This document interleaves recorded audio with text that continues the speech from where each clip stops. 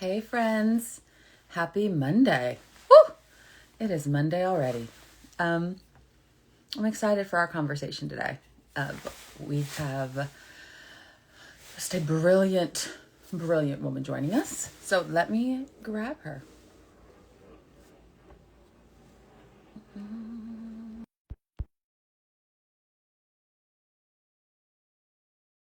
Hi.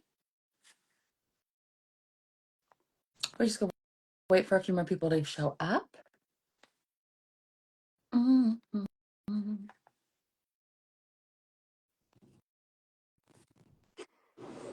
Hi. Hey, how are you? I'm good. Happy Monday. Happy Monday. Give me one second. No Um, problem.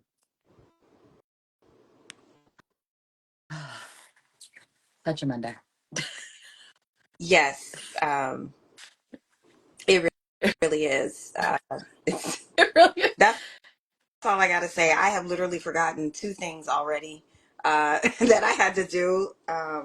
And I keep getting like, oh, yeah, you have this due today and this today. And I'm like, oh my God. I know. I've gotten some emails and I'm like, oh yeah, that I'm like on it, Yeah. because there's Yeah. just no It, break these days. I'm one of those women who struggle with endometriosis. Mm-hmm. And so it's hard to explain when you don't go through it, but man, you just kind of want to like not move that much. You got Yes. 800 things to do that day. Yeah. No, I understand. I have fibroids, so Ah, I mhm. I lit. I'm like, whew. Being a woman in this world, I tell you, It is, is it's an added yes, layer. It's an added it, layer it really is. I of love life. it. And then also I'm like, all right, God, like what we do to you? Like, So true. I'm like, can we just get a little break? Just a little break. yeah. Thanks. Can we do some research on us? Thanks. Thanks. Oh, well, thank you for taking the time to join me today. I am Mhm. excited to have a conversation with you, especially now. I mean, I say that, but every day something new. But just with so much in our domestic and global landscape politically, um, I think having conversations to try to disseminate information, but also understand where we should be focusing our attention is really important Mhm. as everyone's trying to have our attention everywhere. And that's just, as we've just discussed, not possible Mhm. because we have lives and things to do and work. And so I just wanted to start that. Let me know a little bit about yourself, what you do, so that anybody here that does not know your brilliance will know it because you are brilliant. Thank you. Um, Actually, one of those things I forgot started with a meeting with women um, around the world who are in the space industry from different Hmm. um, areas. And so my day job, as I say, I teach at Georgetown for fall and spring, and I teach a variety of classes, but my most popular class is my space security class. Hmm. And much of my work is around space security and arms control. And I have a book chapter that's due next month, actually, on space security. I'm really excited about that. And so, yeah, I'm really involved in this part of Hmm. space that isn't necessarily STEM focused. I'm professionally the security and defense part, but also, where do women fit in? How can space be more inclusive? I'm a co-chair for a space working group called Space Security Law and Policy, where our goal and tagline is Space is for everyone. Hmm. So, how do we increase the space workforce in terms of like policy and law, which are very important areas within the space sector, not just astrophysicists, which are Hmm. also very important. Yes. um, and so I came up with this concept called Beyond STEM that my co-chair and I developed. And basically, it's this idea of working beyond STEM and also in partnership with STEM. Hmm.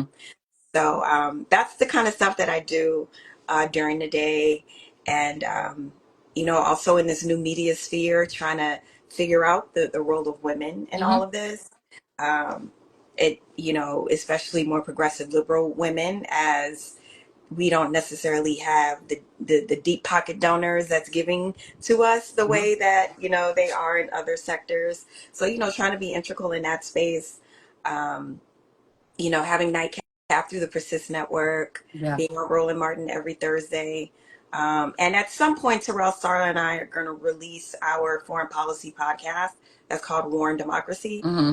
But considering my dear friend Terrell lives in an active war zone in Ukraine, it's kind of hard to, like, Yeah, that's oh, it's kind of hard for us to connect. And, like, we know we're doing it, but it's just like, it's you safe today, coming. brother? Like, It just tells you it just tells you how, first of all, how much of a global world we live in, that all these wars affect us, but also there's so much coming at us all the time. Like, how do we prioritize hmm what to focus on in yeah, what moment? hmm And I loved what you were saying also about focusing on women, because I also think, yes, progressive liberal women aren't getting the funding, but also progressive liberal Black women.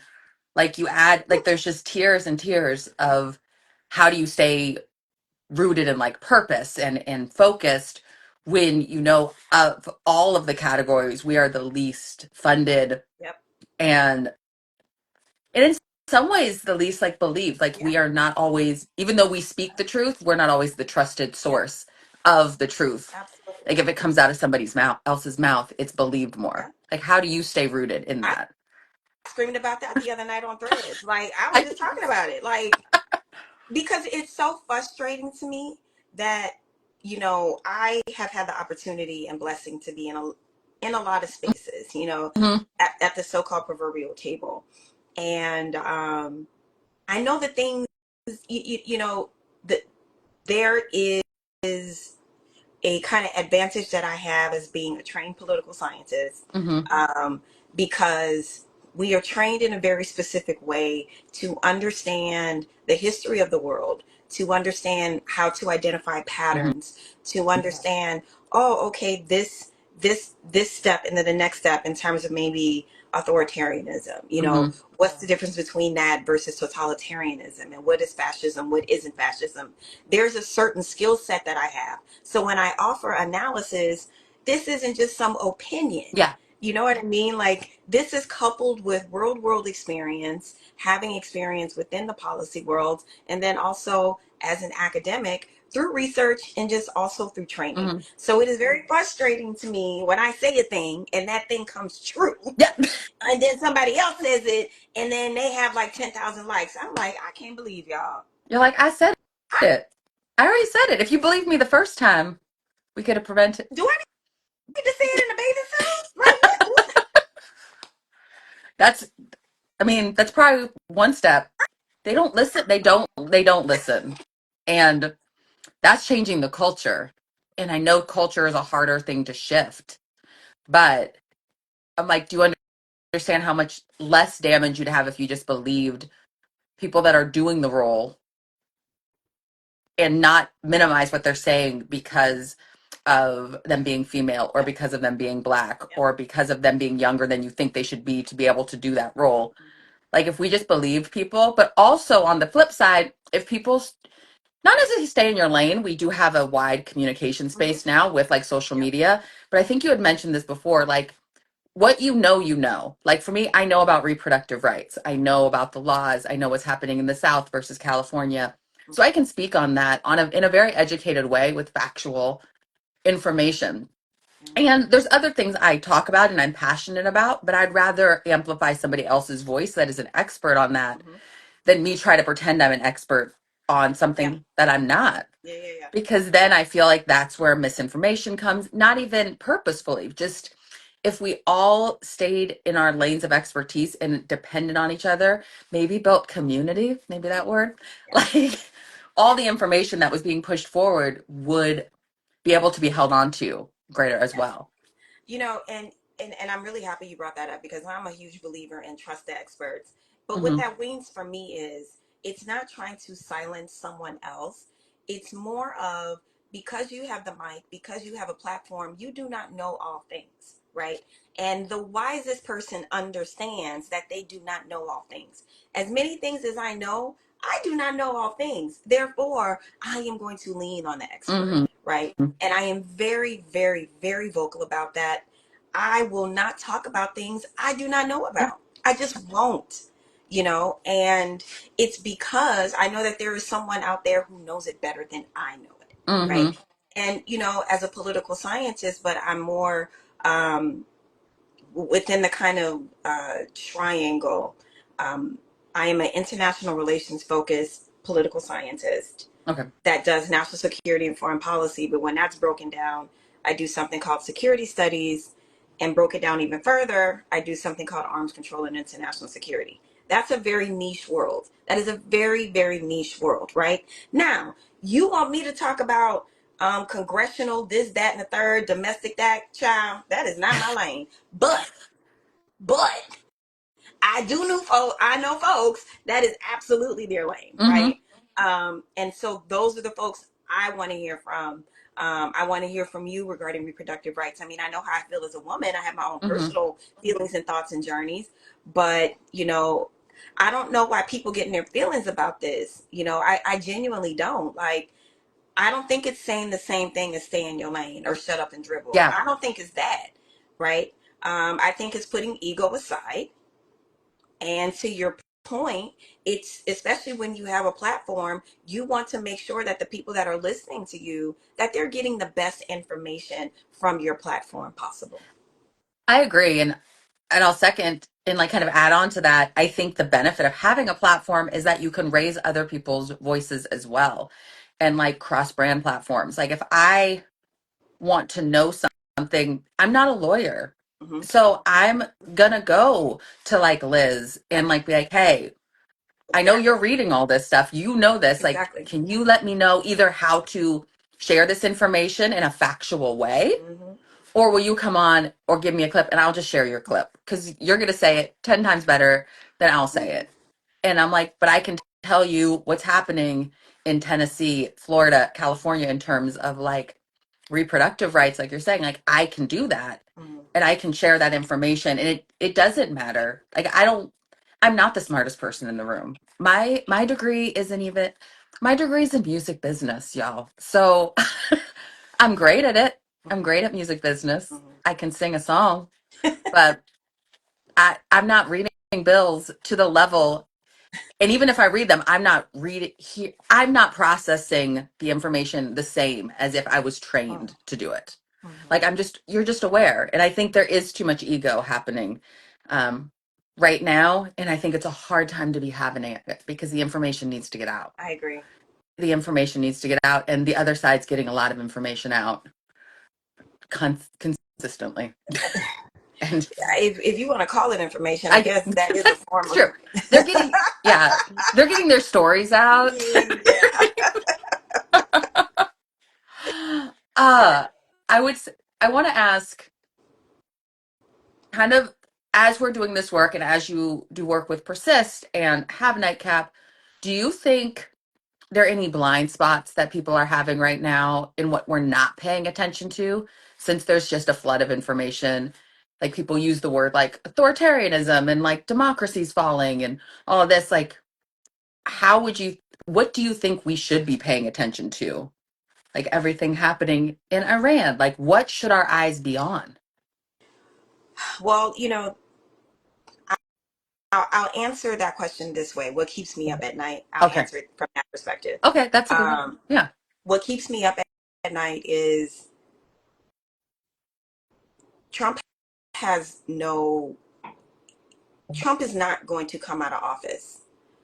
And what I mean by that is, yes, his age is a factor and all of these things, but the plan is, in as much as I can see it, and Mm-hmm. they said it, they are setting something up to where it is going to be like some sort of MAGA dynasty. Mm-hmm. I think we need to be already pre-planning.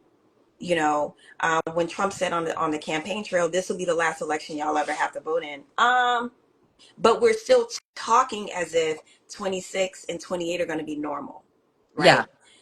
I think people need to start thinking about and need to be prepared for this because One thing that I do know, all the years that I spent, my 1/3 of my entire dissertation is about Trump's national security policies. It's Okay. about the 2017 and 2020 travel bans. I've scraped this man's tweets.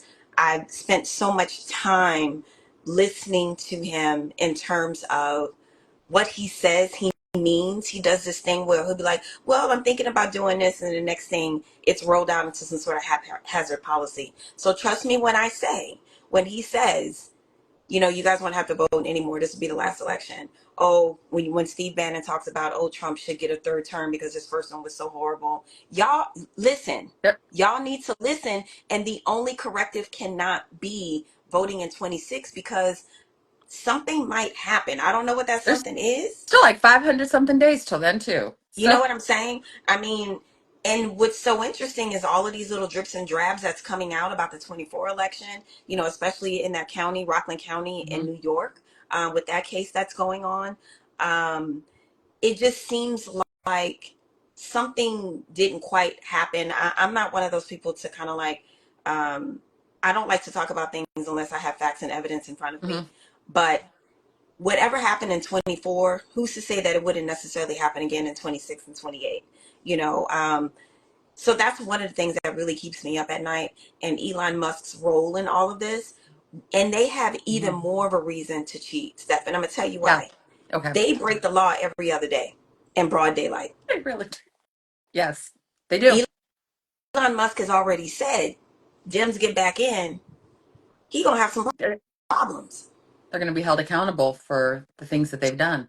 So they have every reason to not comply with the law or find loopholes, which they are very good at. They are very, very good at finding loopholes because we have too many norms and not things that are actually codified within the law. They have found every loophole under the sun. So that's the Uh-huh. one thing that keeps me up domestically. Secondly, what keeps me up domestically is how within a matter of months, our complete foreign affairs apparatus has just been completely dismantled.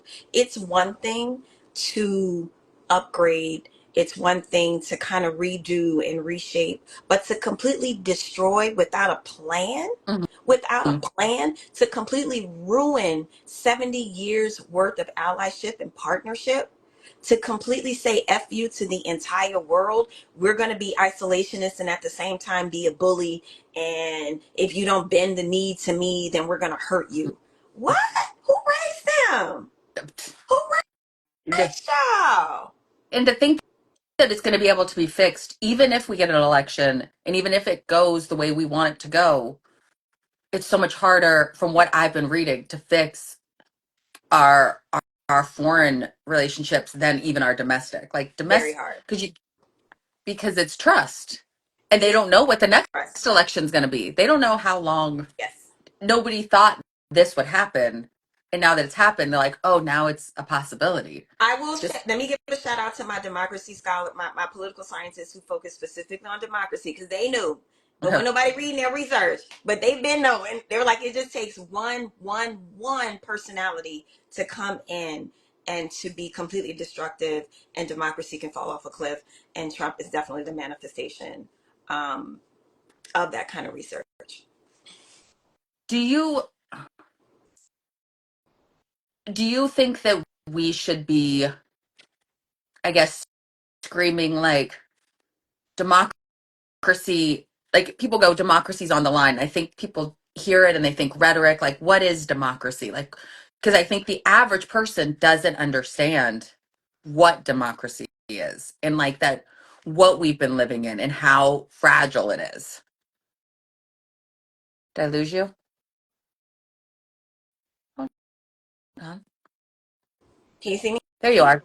Oh, Now I okay. see you. Sorry. So, Sorry. like what I was saying, when we say like democracy's on the line, in layman's terms, what does that mean for us in America? But then what does that mean on in the global scale? Like, what does that mean if other countries are like, oh, democracy is falling in America? Well, I mean, it means that there's more room for more of a dictator type, Hmm. more for state systems to be more centralized, to focus just on the apparatus of the state. Hmm. Typically, you don't have a very um, well educated, well paid populace when you live in more authoritarian Hmm. regimes, because first of all they don't want the people to be educated, right? They want the people. The best way to exploit people is to keep them uneducated and to keep them poor. So Hmm. that's one part of the very dark and sadistic um, goal of kind of why you want to control the people. It's not to increase their lives, to make their lives better. It's actually to increase the lives of the people that are exploiting you. But what is democracy? That is such a great question. So, you know, the way that we talk about democracy in this country is as if right after we won independence from the British, that this magical thing called democracy, happened. No, y'all, that ain't how that went. Mm-mm. Mm-mm. um, I am one of those people that's quite vocal that there was not a modicum of democracy that we could even say that we had until the civil rights package, right? And that was just the 60s. Like my parents were teeny boppers then, so Yep. that wasn't that long ago. So in terms of the type of democracy that we're talking about now, the Republican democratic system we have, and what does that mean?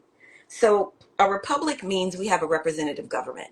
So instead of um, each kind of person having a say, an individual say, kind of like how I think a lot of people think this goes when it comes to voting. We Yeah. have representatives who speak for us, right? We have a representative Republican democracy. Okay. So we have that representative. Now, that can be good and that can be bad, because one of the reasons why our system of democracy is a little challenging is because after the Civil War, the South lost a lot of power. Yeah.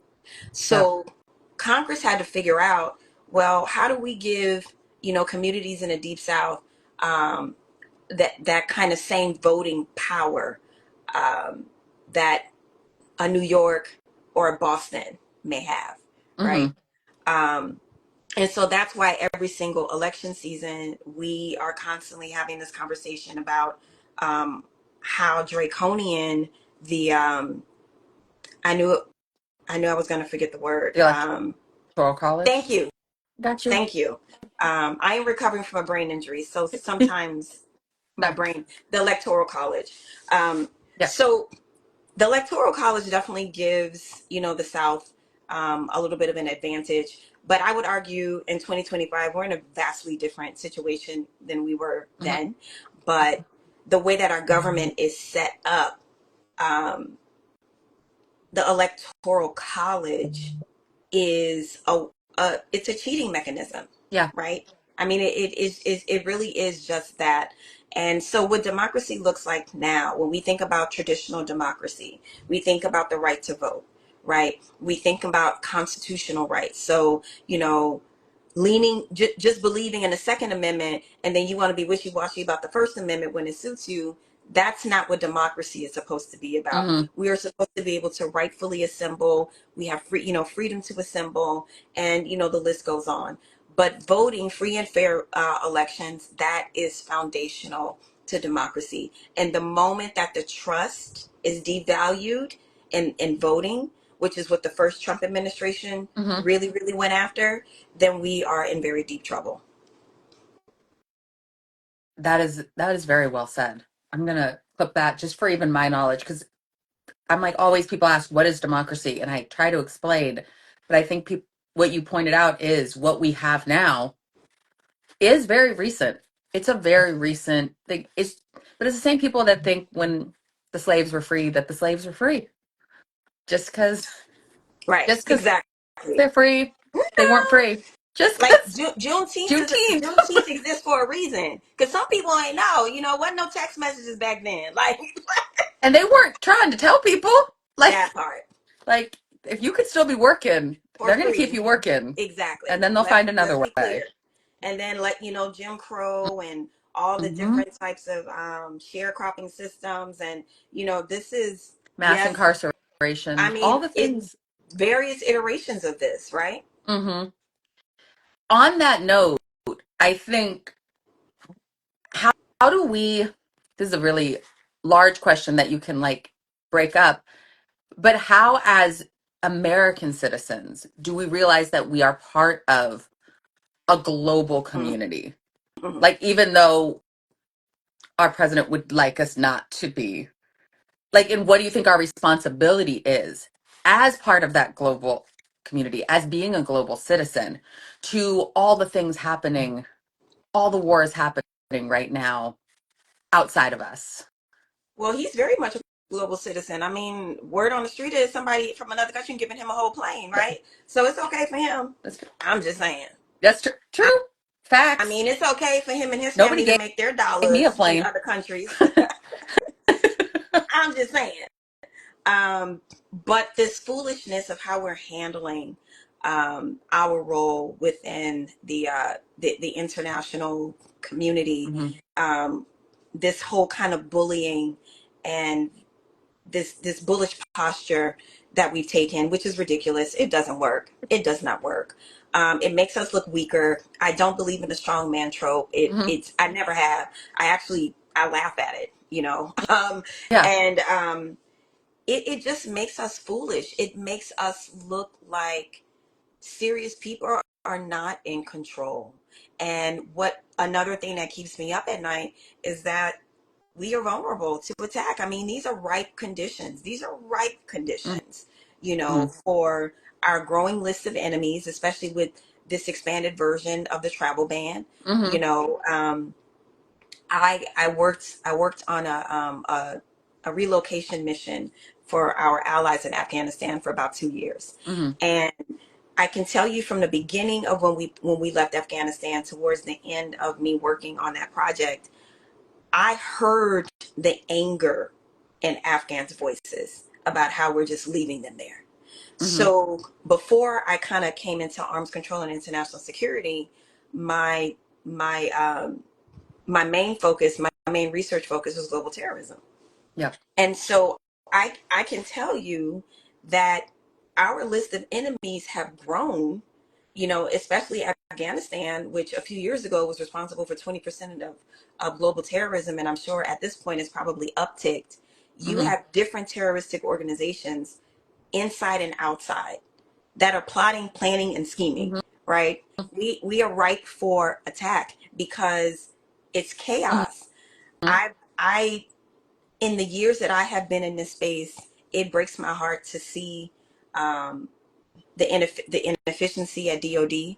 You know, if nothing else, our security and defense apparatus, no matter who the president is, has always been that kind of you need to think twice before you act. You know, Hmm. it's always been that deterrence Yeah. mechanism, right? I don't know. Even in the Um, first term, his first term it stayed, Yeah, but yeah, absolutely. There were serious people. There were adults in the room. So I'm very worried about us being vulnerable to attack. And then, you know, not just outside, but also, you know, domestic terrorism is also increasing. I mean, look what happened in Minnesota.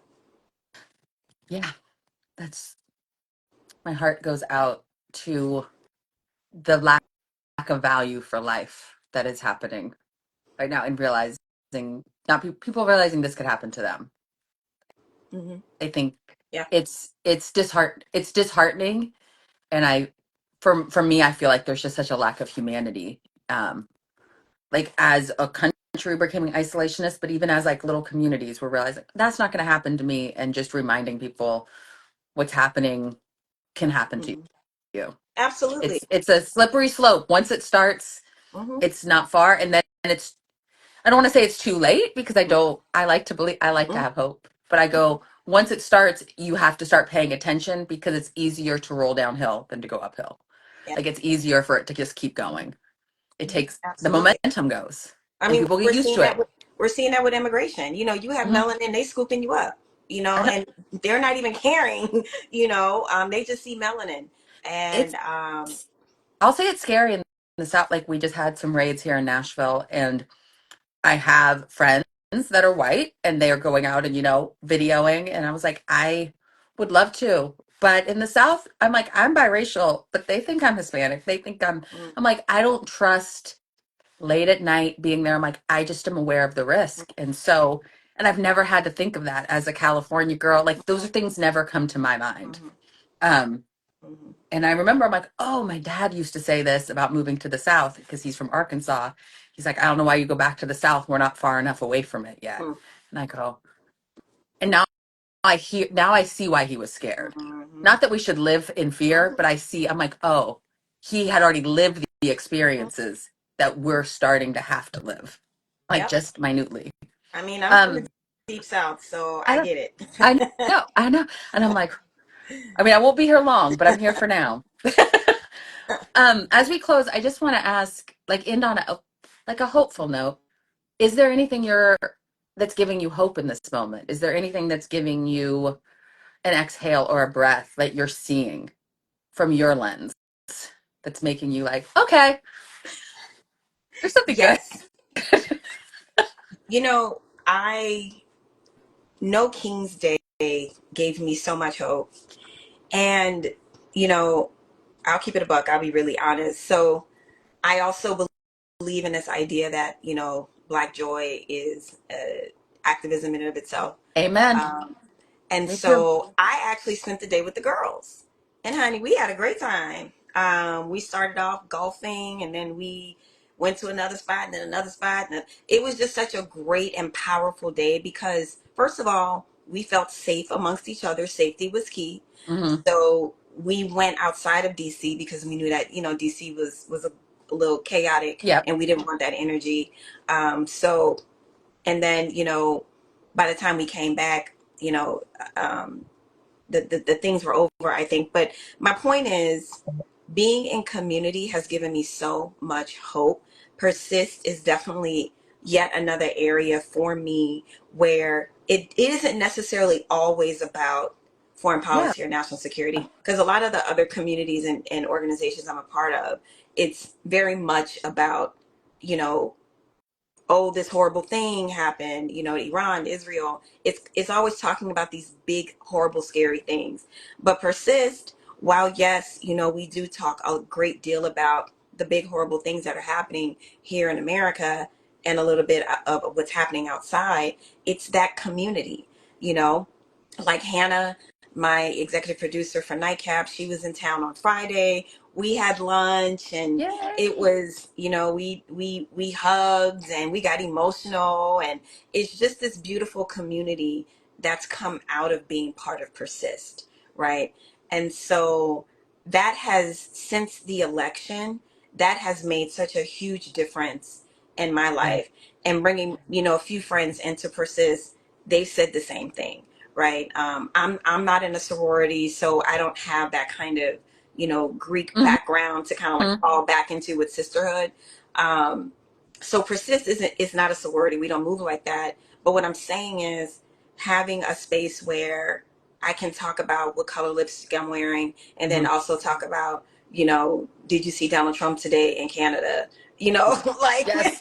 so we can do all the things, Yes. so, and then some of us can go out and enjoy each other's company and hang out literally from morning to night. So, that's been, it's been a bright spot because community is how we're going to get through this. I, Um, that's what's been hopeful. And then seeing so many people, not just in America and around the world, rally against authoritarianism and a dictatorship gave me so much hope. I I love that answer, and I love it from my grassroots organizing background of like community is where it all starts. Community, community, and our joy is sacred. I spent Hmm. Saturday at I was working for Planned Parenthood, but I spent it at a festival block party from one of our Black organizers. So it was a beautiful block party Hmm. full of just good Yep, vibes and melanin, which made exactly. me very happy. I love seeing our people exhale and Uh-huh. like dance and find joy. Yep. It's brings me the most Yep. joy. So it was a good Saturday for me as well. And I Good. can't wait to hang with you when I'm back in town. Yes. I'm like, this is moving back soon. But until Okay. then, I'm always visiting, always visiting. So I'll be in town next Okay. month doing some work. All So right. We I'm got gonna to try. connect. Definitely, we got Yes, to connect. yes. But thank you. I really appreciate, I just want to let you know, I really appreciate how you show up online and how you show up you're authentic and you're honest, but you're also smiling and showing joy. And it's a pleasure to see you do you Oh, in your excellence thank you. and see how many people you're impacting through your movement. So I I appreciate appreciate you. that. Thank you. And I appreciate you. And thank you so much for having me today. Thank you. I'll save this on the page for anybody that came in late. And thanks for taking your time. I appreciate you. Sure. All Okay. right. Bye, girl. Bye.